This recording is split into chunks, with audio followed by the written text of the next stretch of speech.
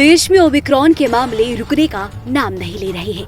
देश में अब मरीजों की संख्या 200 को पार कर चुकी है। कोरोना का नया वेरिएंट देश के 14 राज्यों में पहुंच चुका है। महाराष्ट्र में मंगलवार को कोरोना वायरस के नए वेरिएंट ओमिक्रॉन के 11 नए मामले सामने आए। वहीं जम्मू कश्मीर में ओमिक्रॉन के 3 नए मामले सामने आए हैं। बड़ी बात यह है कि महाराष्ट्र को पीछे छोड़ते हुए दिल्ली में सबसे ज्यादा केसेस हो चुके हैं। दिल्ली में अभी तक 52 ओमिक्रॉन के केसेस हैं, जो कि एयरपोर्ट से आए हैं। ज़्यादातर 2-3 केस ऐसे हैं जो 3 केस ऐसे हैं जो कम्युनिटी से हैं, और बाकी सभी एयरपोर्ट के थ्रू आए हैं।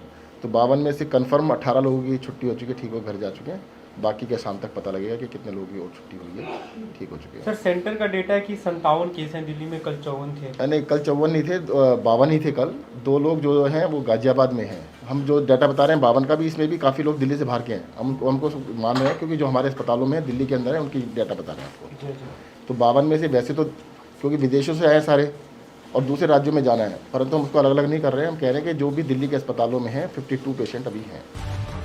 वहीं दिल्ली के स्वास्थ्य मंत्री सत्येंद्र जैन ने केंद्र सरकार से वैक्सीनेटेड लोगों को बूस्टर डोज लगाने की अनुमति देने की भी अपील की है। साथ ही सभी संक्रमितों की जीनोम सीक्वेंसिंग करवाने की बात कही। जैसे मुख्यमंत्री जी ने कहा है दिल्ली में कि जिन लोगों को सेकेंड डोज लग चुकी है और they are eligible for booster dose, तो सबको बूस्टर डोज लगा दे तो ज़्यादा अच्छा रहेगा। दूसरा मैं आपको बता देता हूँ, कई अखबारों में छपा है कि कैपेसिटी नहीं है।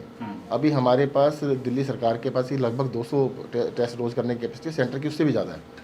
तो इन्हें 400-500 तक भी सबकी की जा सकती है। तो हमने यही कहा है कि अभी जब तक 400-500 केसेस तब तक सारी करिए जाए। तो अभी तो 100-125 केसेज आ रहे हैं, तो सबकी जीनोम सीक्वेंसिंग करेंगे तब पता लगेगा कि सोसाइटी में कितने लोग हैं। हो क्या रहा है कि जो एयरपोर्ट से आए वो सारे ओमिक्रॉन निकल रहे हैं, काफ़ी सारे निकल रहे हैं, ओमिक्रॉन निकल रहे हैं। जो सोसाइटी से है हमें पता नहीं लग पा रहा, तो इसलिए 100% करेंगे तो पता लगेगा।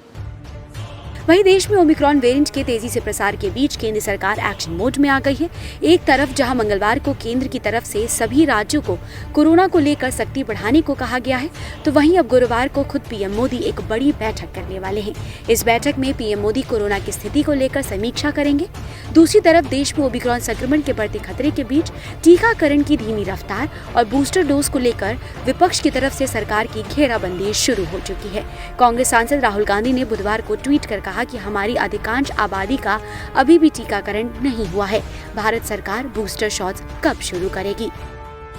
कोरोना वायरस के नए वेरिएंट ओमिक्रॉन के बढ़ते मामलों के बीच केंद्रीय स्वास्थ्य मंत्रालय ने राज्यों और केंद्र शासित प्रदेशों को चिट्ठी लिखकर चेताया भी है।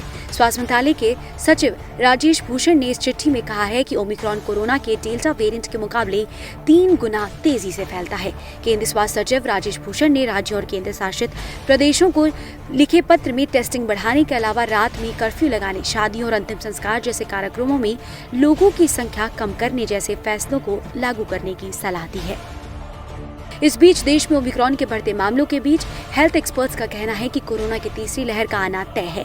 वैज्ञानिकों का अनुमान है कि भारत में ओमिक्रॉन के केस फरवरी 2022 में पीक पर होंगे, लेकिन घबराने की जरूरत नहीं है। बस हम सबको कोरोना नियमों का पालन करने की जरूरत है, सावधानी बरतने की जरूरत है, जिसमें भीड़ से दूरी और मास्क लगाना सबसे अहम कदम है।